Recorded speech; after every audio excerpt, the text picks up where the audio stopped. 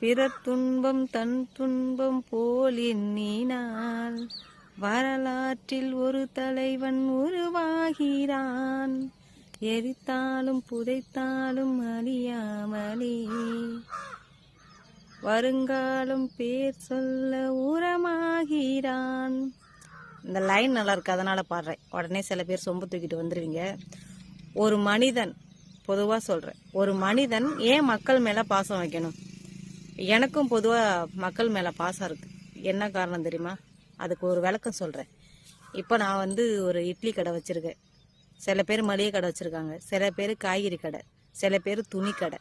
அந்த மாதிரி ஒவ்வொருத்தரும் அவங்களுக்கு தெரிஞ்ச தொழிலை பண்ணுறாங்க. மக்கள் வாங்காமல் அவங்க முன்னேற முடியுமா? மக்கள் இல்லாமல் அவங்க சம்பாதிக்க முடியுமா? மக்கள் இல்லாமல் அவங்க கள்ள கட்ட முடியுமா? அப்போ மக்கள் இல்லாமல் வாழ முடியாதுல்ல.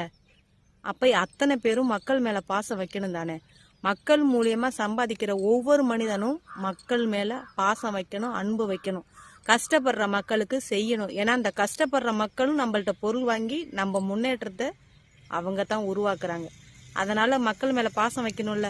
அப்படி பாசம் வச்ச ஒரு மனிதன் மக்களுக்கு செய்கிறேன் அப்படின்னு வரும்போது எப்படியாவது தடுக்க ஒரு கூட்டம் இருக்கு.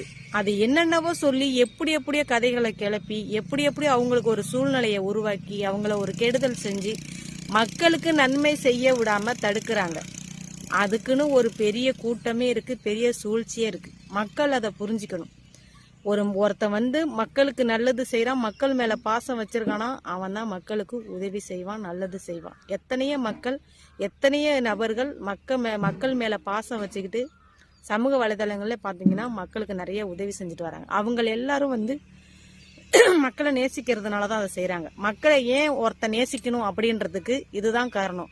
மக்கள் இல்லாம எவனாலையும் முன்னேற முடியாது. மக்கள் இருக்கிறதுனால தான் எந்த தொழில் பண்றவனா இருந்தாலும் சம்பாதிக்கிறான்.